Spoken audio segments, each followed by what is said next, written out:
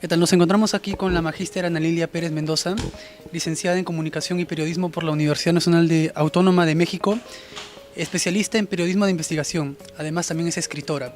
Bueno, quisiera empezar la entrevista haciendo una pregunta que enmarcó al evento. ¿Por qué es importante la investigación científica y la comunicación social en nuestra sociedad?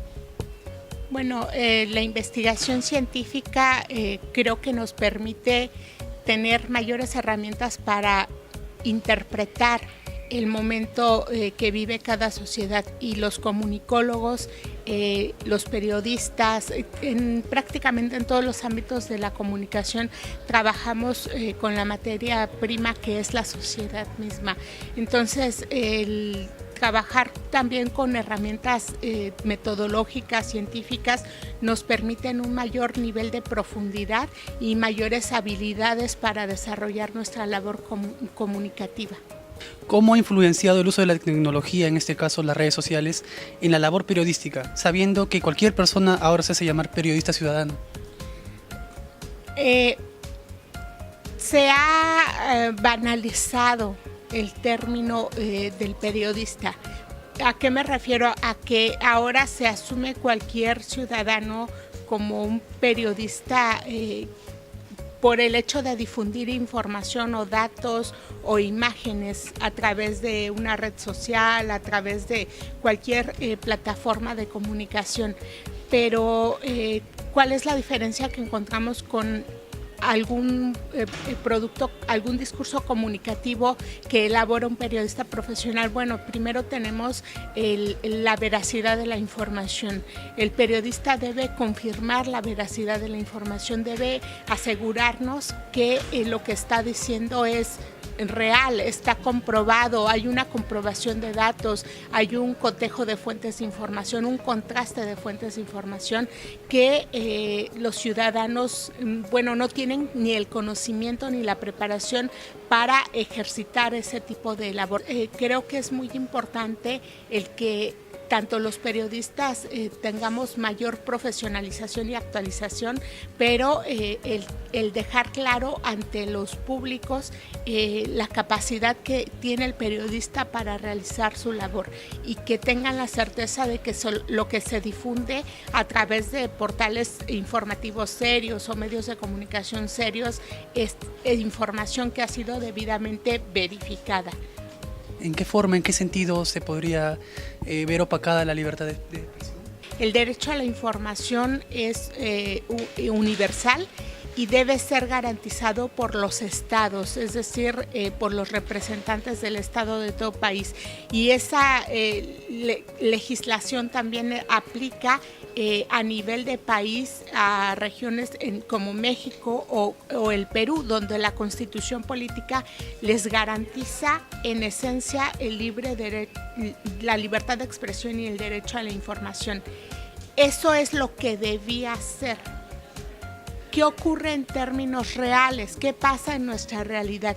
Muchas veces los representantes del Estado, es decir, funcionarios públicos, agentes de gobierno, son quienes limitan el trabajo del comunicólogo, el trabajo del periodista.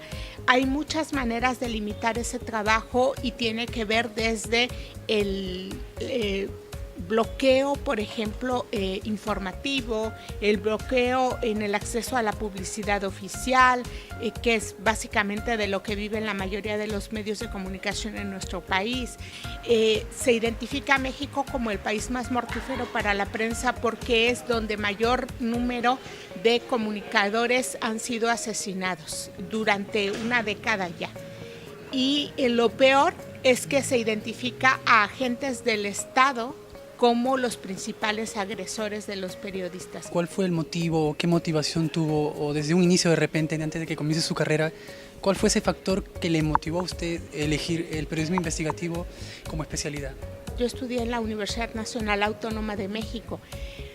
Cuando estaba en tercer semestre de la carrera, comencé a hacer trabajos escritos. Mi mayor especialidad ha sido en la prensa escrita, aunque también he hecho televisión, he hecho radio, hice guiones para radio, produje programas de radio, es decir, un poquito de todo también.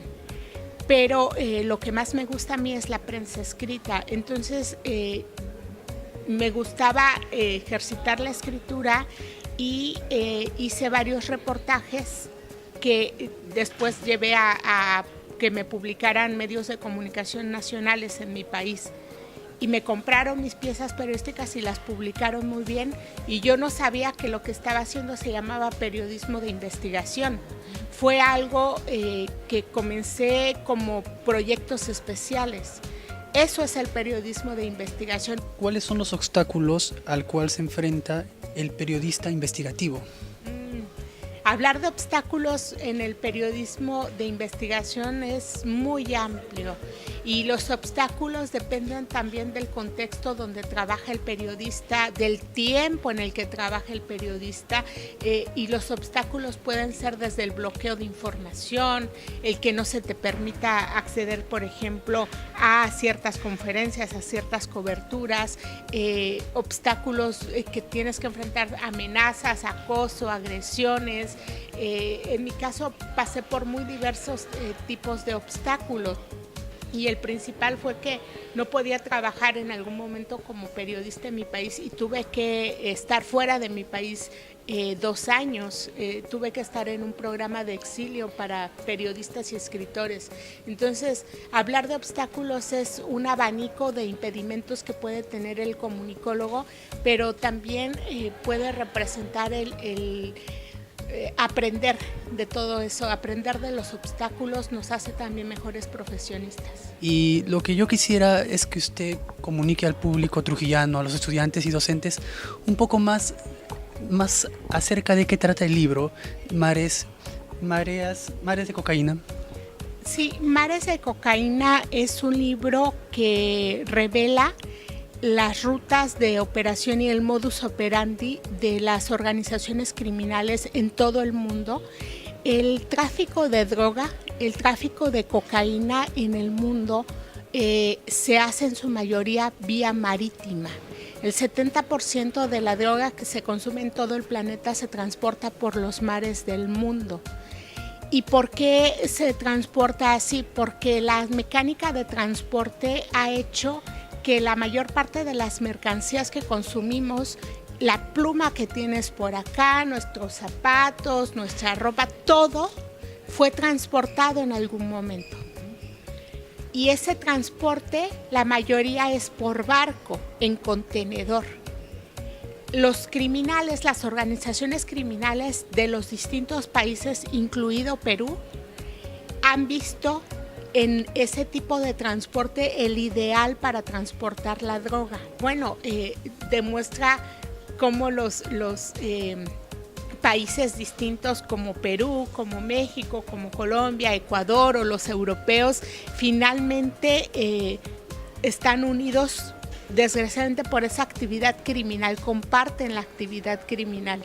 Entonces es un libro que sin duda puede resultar interesante también para los peruanos, el que vean cómo su puerto más importante, el de Callao, o esos ríos de la Amazonía son utilizados para transportar cargamentos de droga. Y bueno, para finalizar, quisiera que usted manifieste qué beneficios va a traer la realización del UNETECON a los ciudadanos y estudiantes de Trujillo, sabiendo que es el primer evento de investigación científica y comunicación social en nuestra ciudad.